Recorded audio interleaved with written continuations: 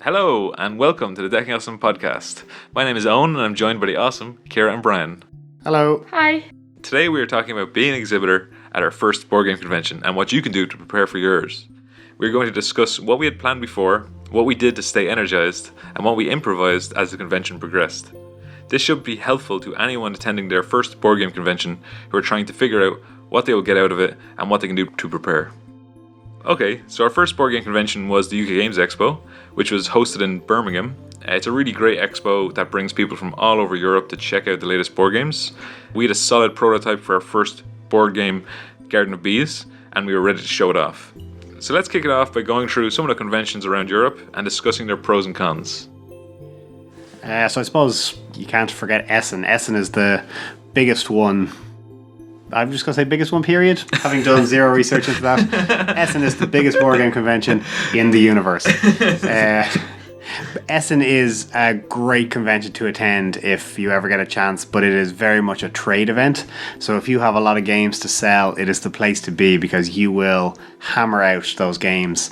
However, if you have a prototype and you're looking to demo it and get people interested in it and try it out, see what kind of demographics you like, Essen may not be the best place to start because people tend to go there looking to buy games, looking to just walk out with a giant trolley full of games that's going to keep them occupied for the next week and a half.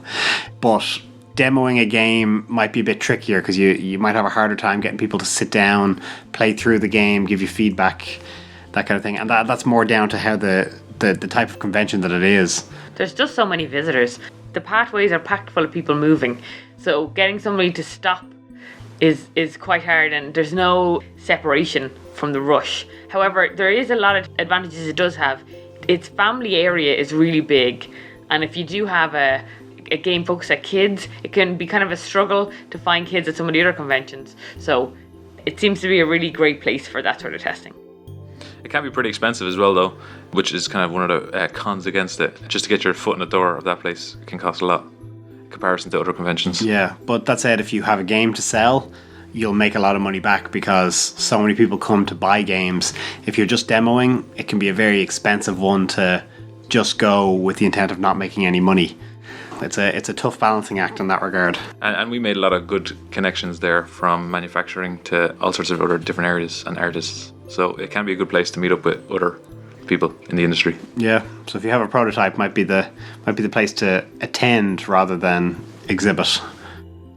Some of the other great conventions that we personally enjoy, good balance of cost versus what you're getting out of it, especially for new board games.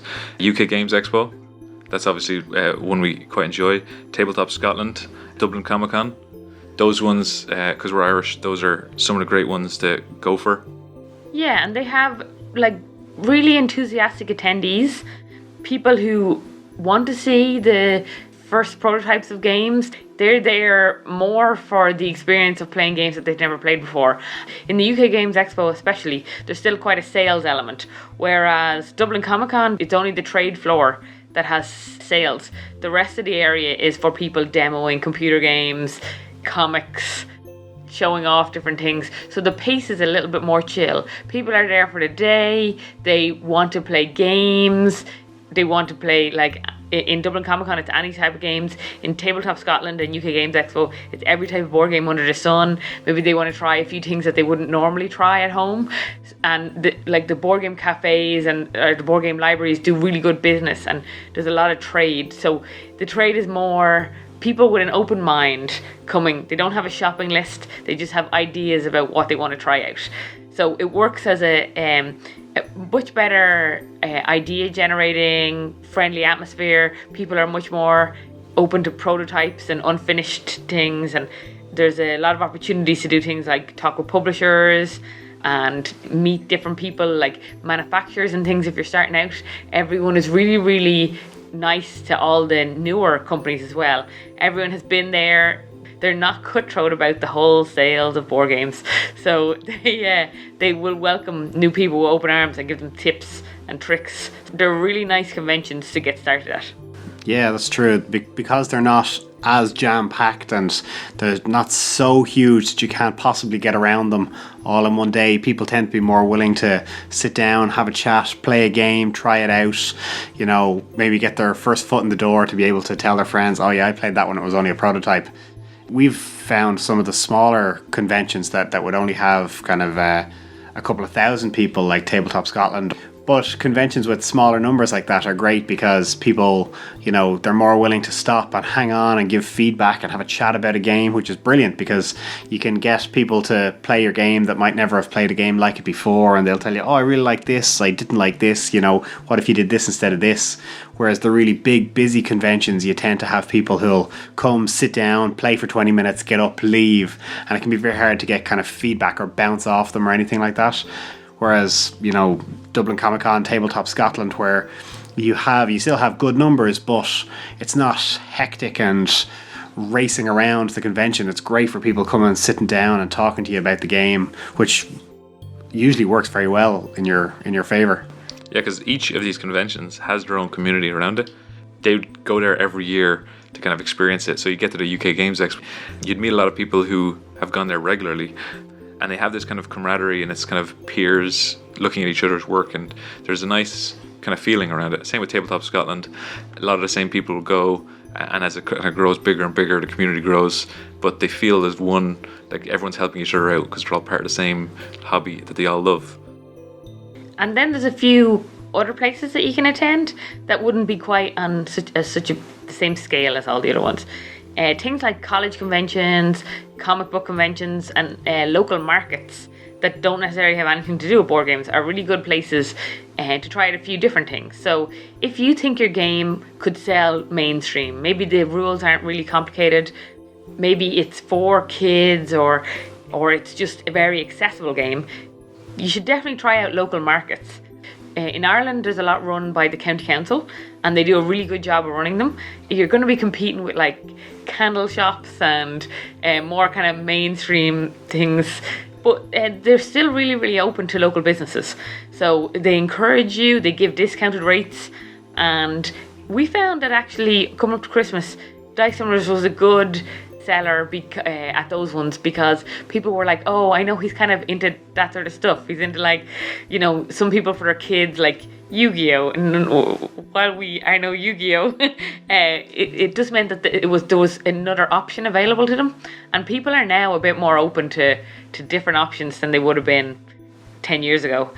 College conventions are good because like the college convention circuit in Ireland is the backbone of the board game industry. It's where people come into the industry a lot, where they start out. So while the sales wouldn't be great, being seen in the industry kind of gives you a good reputation with your peers and like the people who you will talk to at the conventions abroad, because these are the same people who will go to the UK Games Expo and spend money.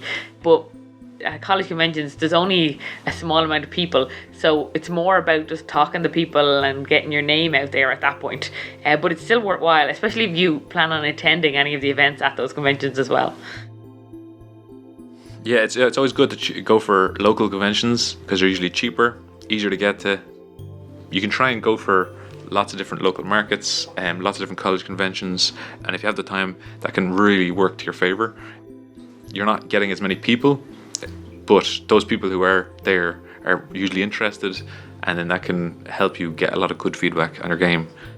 Whereas the ones further away, like UK Games Expo and Essen, they can cost a lot more, but if you're scaling to that point, you can get a lot of great feedback that way too.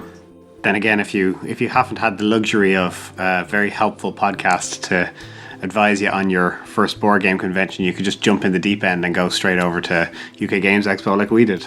Yeah. It worked out. It did work out very well. For our first convention, we decided to drive by ferry.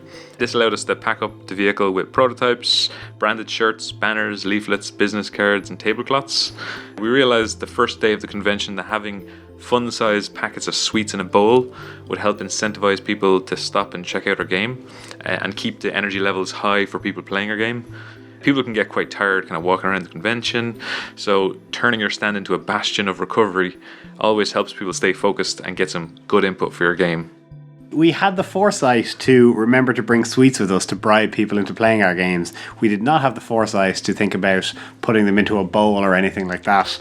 So we ended up on the first night running down to try and find a local Tesco or Morrison's or something that was open nearby, just so we could get anything to put the sweets into to give them out the following day. It was either that or just stand there holding handfuls of sweets while trying to convince people to sit down at your table. Looks weird. Very sticky. I was kind of surprised when we were doing the prototyping. We did have quite a lot of stuff, and that was only for prototyping the first board game. And now that we're kind of selling previous board games and prototyping a whole bunch of new board games, yeah, the car is a great choice. Like trying to do the same thing by air, you can like go to places like America or further into Europe, but with the amount of restriction you have on the amount of stuff you can bring, it can get quite expensive quite quickly. Yeah, you nearly need to ship stuff over. You're talking about taxi, you're talking about airlines, baggage. We did try that too. We did. We didn't take that much stock.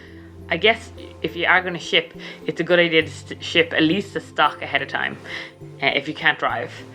Because it's just impractical to bring that much thing. And we didn't know, on our first convention, we brought loads and we didn't even know what we needed to bring. We kind of tried to bring together a kind of a branding and marketing package ourselves from what's attracted us in the past, but there were definitely things we missed out on and things we weren't ready for. Our banner had decking out some games on it, Garden of Bees. We could have done a lot better on the marketing, but we still had the basics there, which brought people in and kind of got people the thematic interest that they were looking for. I still love the leaflets. I ordered 1,000 of them before we were going away, to much ridiculing, going, what are you bringing 1,000 leaflets for? We're not even going to give away 100 or 200 of them. We're going to be stuck with all these leaflets. I think we brought like 50 of them home, if even. And it was like the first day we got through 500 of them or something like that. The Saturday, yeah, we did so successful for a way of getting people's attention. I think that we had, for Garden of Bees, quite a brightly coloured stand. So it was yellow and green, and that really attracted people's attention. While there's more we could say on the pitch, we at least got people's attention long enough that we'd hand them a flyer and a packet of sweets and then see how far we got from there. The vindication. Yeah, that whole team and that whole selling comes into everywhere. So we had branded shirts as well. Tablecloths were like a kind of a felt grass. Oh yeah. That kind of worked very well with Garden of Bees. All that kind of stuff really helps get people's interest, especially when they're running around a convention, to kind of bring them in, check out the game, and then they can feel like they understand the game a little bit just by seeing all these things put together in your stand. Yeah, and I think having branded t-shirts for whoever's in charge or whoever is working your stand means that people know who to ask things to. And it sounds silly, but people will go up to somebody in a branded t-shirt that has a board game name on it and they will ask them a question. And you want the people who don't want to ask questions, you want them to be able to just slowly walk by the stand, get a leaflet because it has the information, and not get talked to because that's the way they want to traverse the convention. But you also want that if they do have some sort of little question, just like, oh, what price is that? Or, oh, is that available now? You just want somebody that they know who to ask that question to quickly without asking somebody just randomly at the stand. So those things are pretty important. Yeah, because it depends on how many people is going. If it's just you by yourself to kind of playtest this game in front of all the people, or are you going to bring a friend? We had 3 people. I think that was a great number. It helped one person kind of be a sales pitch person. One person was helping someone at the table play the game, and then another person was getting coffees. And then we could always kind of switch it around. And then there's always free time for someone to kind of mentally get out of it, because it was a lot of work, a lot of mental fatigue. That's true. It's nice to get a break, to be able to walk around every once in a while. If you are by yourself, consider splashing out the couple of euro to have an extra exhibitor and a friend who's willing to help you out for entrance into the convention. Yeah, if you've been at some of the smaller board game conventions in Ireland and you've met another company, maybe get a stand beside them. Like the UK Games Expo was pretty good for organising. They have co-exhibitor stands where you can co-exhibit with somebody, but they will also accommodate like you asking to have a stand beside people if they can. And that just kind of means that if you need to go to the bathroom, somebody can be there. Because like the silly little things like that, we were lucky with 3 people, but I would honestly struggle. You'd be exhausted demoing if it was just one person. Yeah. You have to bring packed lunch. You have to, you'd have to know people there. You'd have to not go to the bathroom for 3 days. Yep. It's rough. Oh, and another thing is, you may think, oh, the best place to be would be in the main area. If you're demoing, you kind of want to be slightly off from the main area a little bit so that the pace is slower, so that people will stop and sit down. But if you're selling only at your stand, you're better off in the main area thoroughfares. They don't expect to stop the demo and they can buy it. So if you can, try and take that in consideration. I know places like the UK Games Expo have areas for new exhibitors, and that makes a difference because the new exhibitor area is kind of slower. People have gone for the deals from the mainstream people, so that might be just something to be aware of. But no matter where you are, you can make the best of it. Yeah, so that brings us on to what kind of stand should you get when you're at the convention. So have it off from the side, but obviously depending on how many people is going, how big of a stand should you get? I suppose you need to think about how many people are going to be playing your game. Our first UK Games Expo, we thought, we're small, we don't need that much space, we'll just go for a 2x2 meter area, and we had a 6-player game, so we ended up really jamming people in there and having to kind of climb over stuff and maybe walk through our very accommodating neighbours areas to get people in to sit down and play the game. Like if you have a nice 2-player game and it doesn't take up a lot of table space, 2x2 meters is great. If you want to have 3 or 4 games going at the same time, maybe you're going to need a larger area. If you have a 6-player game, definitely go for a bigger area. There wasn't enough space for us to get in and out, so we had a 6-foot table, which is just slightly shy of 2 meters. So effectively, our stand was 2 banners at the back and then a 6-foot table all the way down the center, and that was it. That was our entire square taken up by that T of space used, and then there was enough place for us to squish in 6 people at the table or 5 people, depending on how many people we could get for the game. But that meant that if our neighbours had actual walls built up, we wouldn't have been able to go past. Only that our neighbours had open stands, so there was a little bit of wiggle room where we were able to get past them. So you do have to consider, from then on we started to assume that our neighbours might have walls, because last year we did it, both sides had walls, or one side had walls, one side at the back and at the side had walls, and that makes it a very clear delineation of where your space is. So make sure the space that you purchase is enough for you, and don't try and fill it with furniture. Yeah, I know one thing we definitely forgot about was where we were going to put all of our stuff.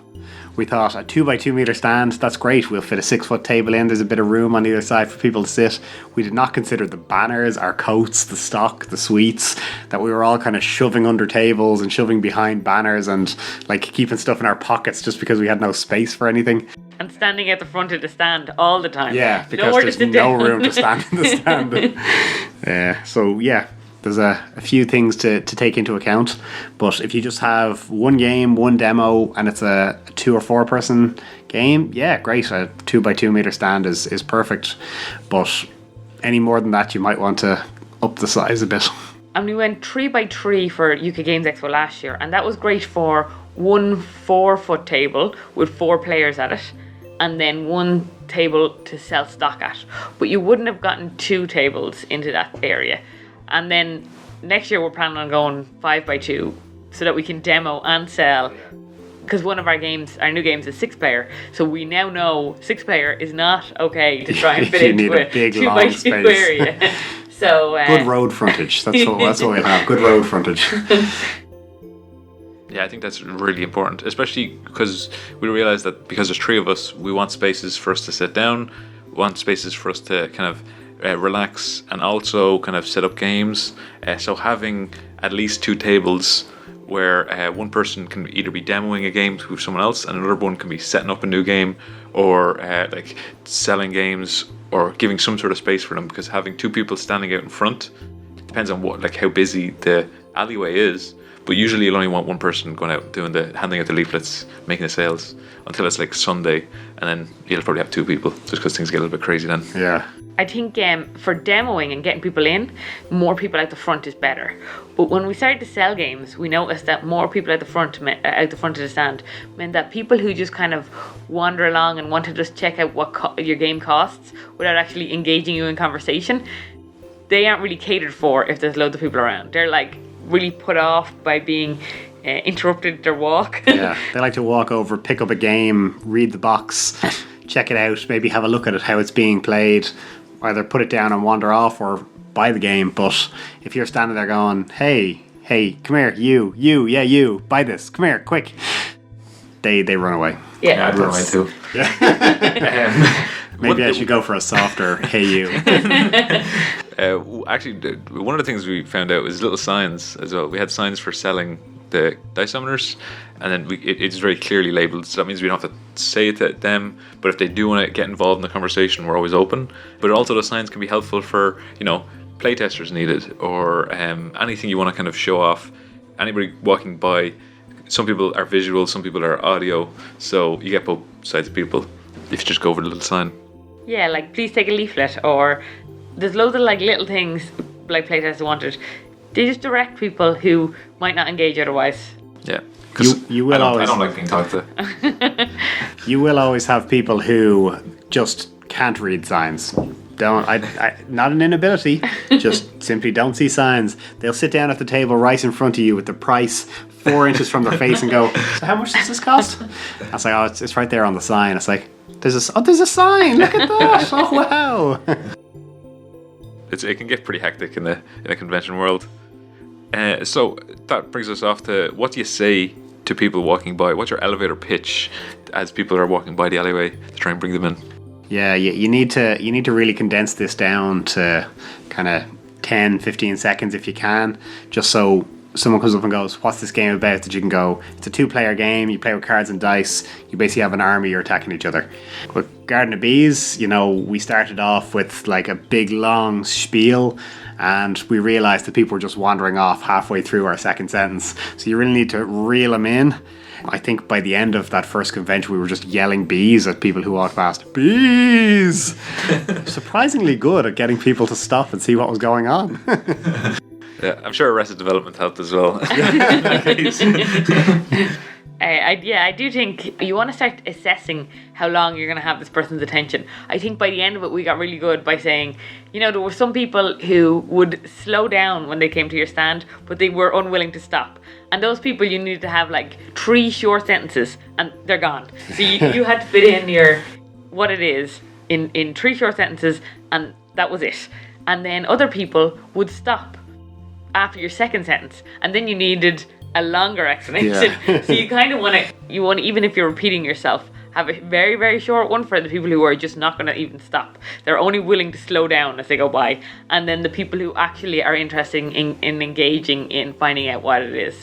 So try and cater for it that after the first 3 sentences, you could go into a longer spiel that's maybe 30 seconds if needed. Yeah, because the leaflets also help a lot with the sales pitch or the kind of elevator pitch to bring them in. So make sure that you kind of mix them together. We didn't really do that for Garden of Bees, but we did it for Dice Summoners. Try and make the leaflet like the front page, kind of like the front of the box, but just kind of briefly say like, oh, they're going on Kickstarter soon, or how much does it cost if it's already on sale? Yeah. And then on the other side, it goes into specific mechanics and details and where you can find more information or more pictures. And then your sales should kind of focus on that, so that when you give the leaflet, give the sales pitch, they're not disjointed, they feel like the same product. And then if they get the 3 lines of their sales pitch and they enjoy it and they read the rest of the leaflet, they might be back. Yeah, might come back and be like, I like this. Bear in mind, you need to have your leaflet be an elevator pitch in itself. If you have, like, these people are walking around, they're probably being handed 100 leaflets a day. They don't want to sit there and read a block of text about what your game is about. They want to flick it over and go, 2-player, interactive game, cards and dice. They want cliff notes. They want to be able to scan it and get the gist of it in 3 or 4 seconds, because some of them won't even break their stride until they've read it. Some people will flip it over, see a block of text and just put it in their bag and not even look at it. Which also comes to, one of the best things about going to a convention is finding out what your market is. So you might not fully, you're doing you have your banners, you have your branded shirts. You're not fully sure what market you're actually appealing to. we found that Garden of Bees was actually appealing a lot to kids and families, which kind of tailored how we thought of the game. So as we progressed and we kind of learnt more about what we were selling, we kind of shifted our sales pitch. We kind of shifted what we were talking about. But then also we could have brought that into the game itself and made it more kid friendly, made it more family friendly. Kind of pitched our sales more that way as well. So those kind of things, they really, really help to kind of not only to understand your own game as well as understand who you're selling it to. That's true. Yeah, you can really discover your demographic or your market at the conventions. So while we never really, I don't know how, looking back at it, we'd never really thought Garden of Bees was going to be a family game or a game that appealed to kids, but god damn, it really did. Yeah, because like in board game conventions, the board game community is such a vast variety of people that you can get kids and families, you can get like young adults, you can get, college kids who are probably don't want to be called college kids. All those kind of different markets that they all want to check out this game. But they probably want party games and stuff. These kids are like these days. Damn kids. 21 years old.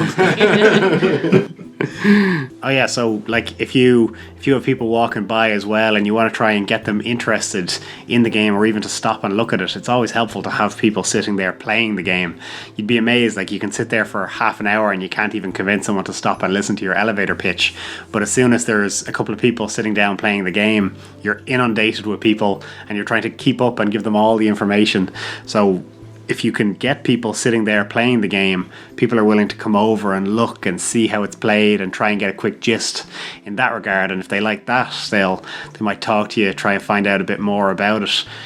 So I don't know, do you want to go undercover shopper and have someone put on a jumper over all their fancy branded gear and sit down and pretend like they're learning, just feigning interest, nodding along?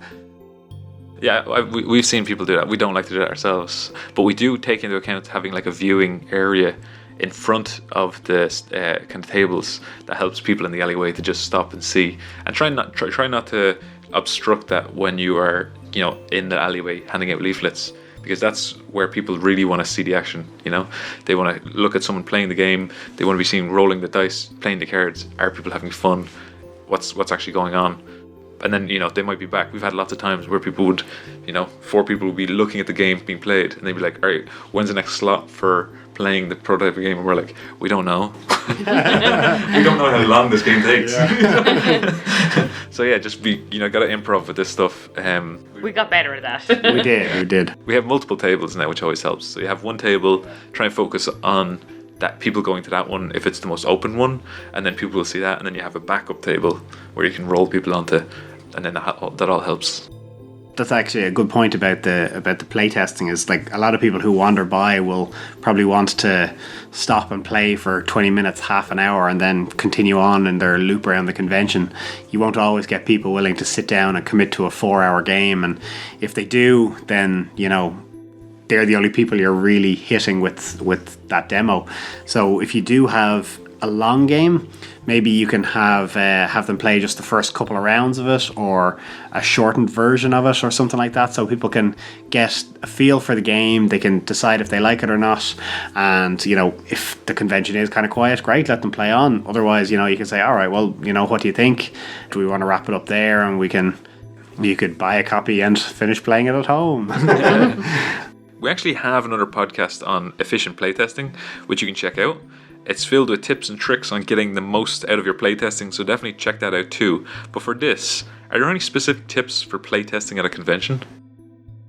So I think Brian had already mentioned, try and have the demo 20 to 30 minutes long if you can. Now, I know for our games, we kind of got stuck in doing the whole game. Dice Summoners is only about 30 to 40 minutes long, so because it was that close to the end when people finished up, we just kept to the end. But even that, a half a game might have conveyed as much as a full game needed to. So that one is a really important one, because otherwise you're not hitting enough, like you're not getting the word of mouth out there enough in at the convention. We realized this last year when we created a half quick version of Dice Summoners and also a quick version of Bumper Bots. And they really helped not only for our own playtesting, but also for like figuring out how long should this game be, like, because we were constrained by just how the game turned out in the end. But as we had more mechanics, the game gets longer. So this is a great way to kind of discover your own game. Try and make it as quick as possible, and then other playtests try and make it as long as possible. Add in as many mechanics as possible. But for the convention, you gotta make it quick. You want to, another good tip actually is to practice how you teach people the rules, because it's all well and good to get people to sit down if you have to spend half an hour teaching them just how to get started with the game. Whereas if you can go, look, grab a seat there, these are your cards, these are your dice, these match these, roll this, match this, play. I'll be here to answer any questions if as you want. But if you're sitting there going, okay, so this card's ability is to attack that guy, but this one lets you defend, and over here you're able to summon more things. If you're spending 15, 20 minutes talking, you're cutting into your playtesting time, but you're also going to start having people glaze over and lose interest, and they'll be like, oh yeah, great, thanks. They might play a round or two and then just leave. Whereas if they can get into it, they can get their teeth into it, they can figure it out straight away, all the better, because you can fly through people and people feel great when they figure it out themselves. Sure, they might have some questions about symbols or what can do what, but for the most part, if they can get going quickly, it benefits you and them. Yeah, this is this thing we had for Dice Summoners the whole time. Like, do you explain the community of cards in Dice Summoners? Like, we did at the start in our first convention, but then we realised that you don't need to explain mythic creatures. You don't need to explain auras. Really, the only thing you need to explain is like advanced creatures and basic creatures, and then maybe curses. But they'll figure it out. You play the first thing you do is just say, roll the dice. The reason you're rolling these trees is because of this, and now you can use these dice to do this, and then just let them loose. Some of them will just figure it straight off the bat, and then you can just see if they're still having trouble. Then you know how to add in more. But don't give them everything if they don't need it. Yeah, you can sit down with them and let them get started, but once you can get them playing, they're already in the game. So with Dice Summoners, it was great because you can sit down and go, right, now you're playing. I can help you along through the first few rounds and you'll get the gist of it. Like with Garden of Bees, it was pretty straightforward as well. It's, sit down, gain honey, roll your dice, attack each other, go. In conventions, it's kind of weird because you do have to stay there and watch them play. So just make sure to kind of keep it lighthearted. If people know the rules, we tend to just, or at least I tend to kind of mention, pick the dinosaurs. The dinosaurs are cool, even though it has nothing to do with anything. If you can pick anything you want. But try and keep it informal. Try and keep it light. That way, their feedback is real because they'll be playing the game. You need to make sure that they're playing the game without your intervention, but still be there for help. It's a tricky one. But yeah, we talk about that a little bit more in our podcast. Are there any tips for managing time or energy during the convention? Is there anything to be aware of before making plans for the convention? If you bring sweets to give out to people, sugar source. Keep those energy levels up. Sure, they're for other people. Maybe you dabble yourself. I mean, you're playtesting your game. Why don't you get sweets? Make sure you like the sweets. Yeah. Also, those sweets will make you sick after about 4 hours, so make sure you have real food as well. We did that before. We at like 10 a.m. we'd be like a little bit hungry, so dig into some sweets. Yeah. By 11 a.m. or half 11, you are crashing hard. So it's a risky move. The only solution: more sweets. And that is a solution. But by the end of the first day, you're like, I'm kind of nauseous now. Food is really important. So not so much on the sweets, but breakfast, lunch, and dinner. Even if it's just like coffee, a lot of those meals is fine. But those Nutri-Grain bars, that kind of stuff. Yeah. Those power bars, a lot of good, wholesome energy. And water. Kind of stress. You're talking the whole time. Your voice is sore. You need water and like whatever I know we drink tea and coffee to soothe our throats as well, but you will be hoarse. And we forget water all the time when we go to conventions. Don't worry about it. You can buy them, so you can buy some there, but we just forget all the time. And we buy it before the convention, and then we just forget to bring it. We bring it in big bags with us across. The amount of water that we've left in our car and ended up driving home. But also most of the convention halls, either just because of the number of people or the insanely warm day that inevitably happens outside, they tend to be very warm. So you want to stay hydrated so you don't find yourself fainting with a load of jelly stuck to your face. Which does bring me to the point of we got white branded shirts. Turned out they were slightly see-through, so just watch out for that. Yes, I have vests. that I can run underneath, but it's very warm if you're layering in a very, very hot convention hall. I did not wear a vest, but I don't know that didn't help contribute to sales. True. Let's not go down that path. Another thing is don't overstress yourself when you're booking into things. There are some really good opportunities available at these conventions. Things like the publisher tract in UK Games Expo, where you can meet other publishers or you can talk to games manufacturers. There's like a load of great features, but just remember that you are only one person, and it is exhausting selling for from 9 to 6 every day. So maybe only book into 1 or 2 things. If you have 2 people or 3 people at a stand, maybe give each other an hour off a few times over each day so that you can go to see, like, learn some skills. They're great opportunities, but don't decide that as soon as it ends at 6 o'clock, you're going to do 6 things until 10 o'clock and have your entire evening booked out. On some days, you're going to be, like this Saturday, you might be just so tired you go straight to bed. Like, and that has happened to us. Like a really good day of sales with a lot of demos, you're like, oh yeah, you're on a high because you got like so much done, but then you eat food and you're like, well, now I'm crashing because I'm so tired. So Power nap. don't kill yourself. But there's certain things that like we don't like to miss, like the Tabletop Scotland table quiz is really good. Yeah. It's really fun. There's some things worth staying up for that might kill you, but just don't fill up all your time in advance. Give yourself some room to be flexible or to ditch things. Or to just do fun things like sit around and play other games, not instead of just playing your game 500 times. This is the thing. We've bought so many games. We spent more money at conventions ourselves than we've made in sales sometimes. Yeah, but I mean, when you're playing that 50th game of Garden of Bees, and you know everyone who plays decides this guy knows what he's doing, I'm going to pick on him, and you just keep losing. maybe you want to go buy another game that that you might not lose at. Yeah, definitely walk around the convention as an attendee, kind of experience the convention itself, because you can kind of get wrapped up in your own little stand and not realize that there's so many cool things to experience. And you got a free ticket there as a Free-ish. You paid a lot for your stand, but exhibitor. Yeah, you paid a lot of money to become an exhibitor, so you might as well use it as an attendee too. So many cool things, lots of free stuff, lots of cool things to see, like gaming tables that you might consider purchasing and then deciding that it's a lot of work. But there's loads of cool things around the whole hobby, not just board games that kind of arrive in UK Games Expo and Tabletop Scotland. So it's pretty great. Yeah, like you definitely have to set some time aside for yourself to have a bit of fun. Whether it's during the convention if you can get away, or whether it's afterwards that you can go to the Tabletop Scotland quiz, or you know you can even just come back to one of the hotels and sit around playing games, having drinks, getting some truck food.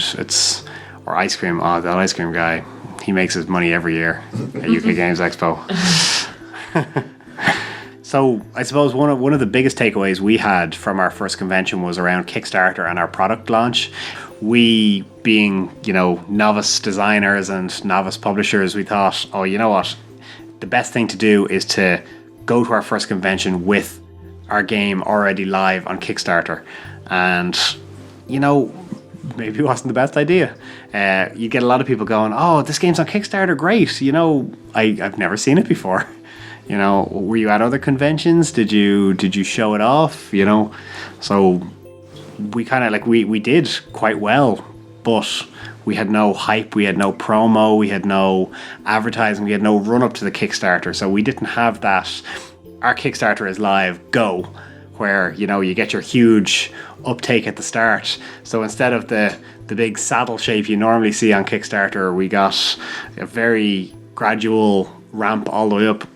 Considering how we did it, we did quite well, but you know, it's usually a good idea to go to these conventions, you know, maybe towards the end of the convention season, put it up on Kickstarter, but early on, you know, just advertise the game, run it as a prototype, tell people you're coming onto Kickstarter, get them to sign up to a mailing list or get them to follow you on social media.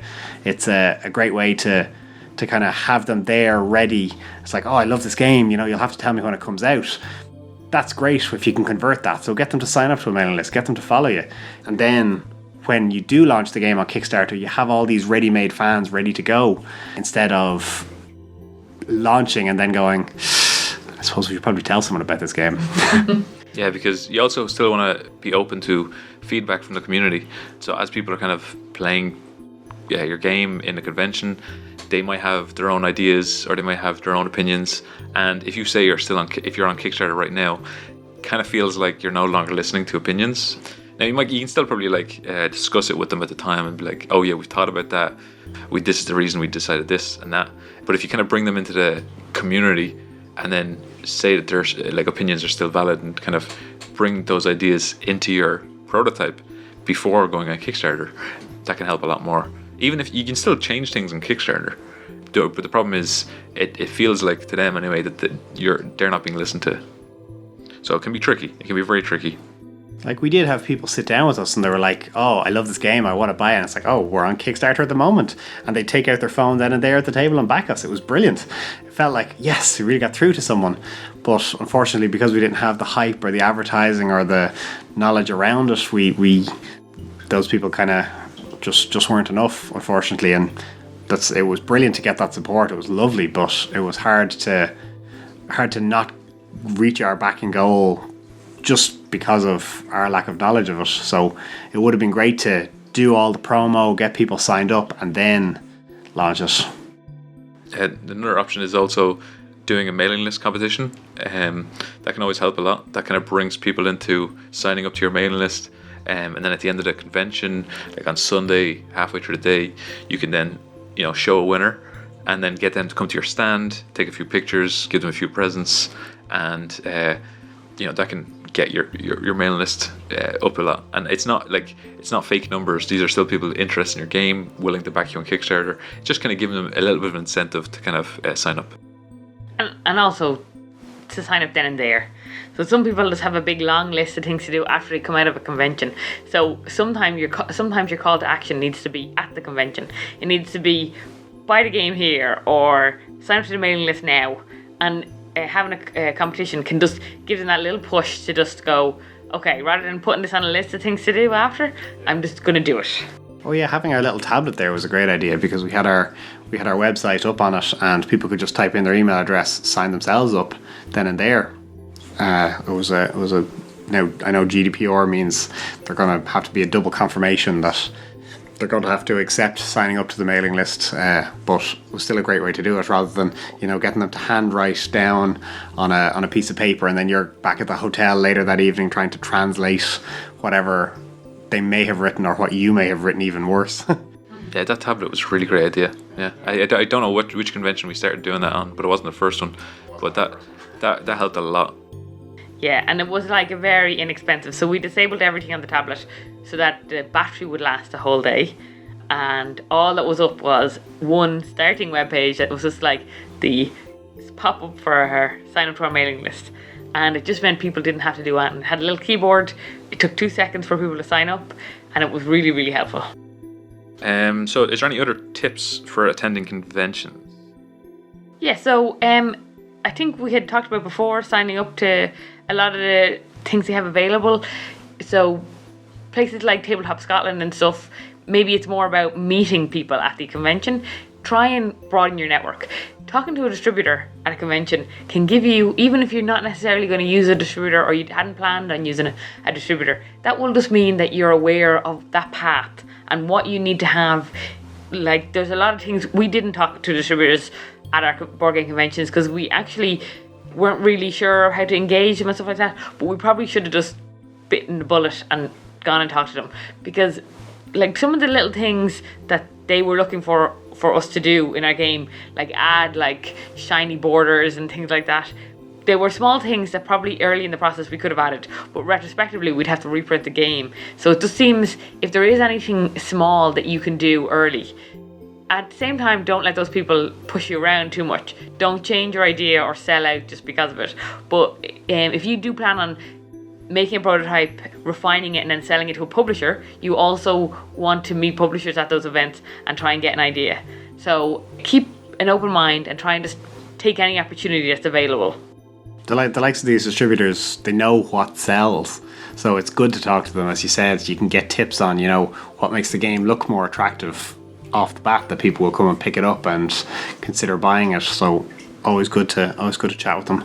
Yeah, because we tend to go for unconsciously we tend to make a lot of family-friendly games, which are great fun, but you could talk to specific distributors or marketers or salespeople, and they could tell you that, oh no, you got to make this more edgy, you got to make this for a specific other type of market, and you got to make that call yourself, because it's tough to know what market's going to work for this game. You can advertise it to any kind of market, but at the end of the day, it's much better to go for the market you want to go for and that you're interested in, because then you'll feel more engaged and more likely to push it and get it to the end.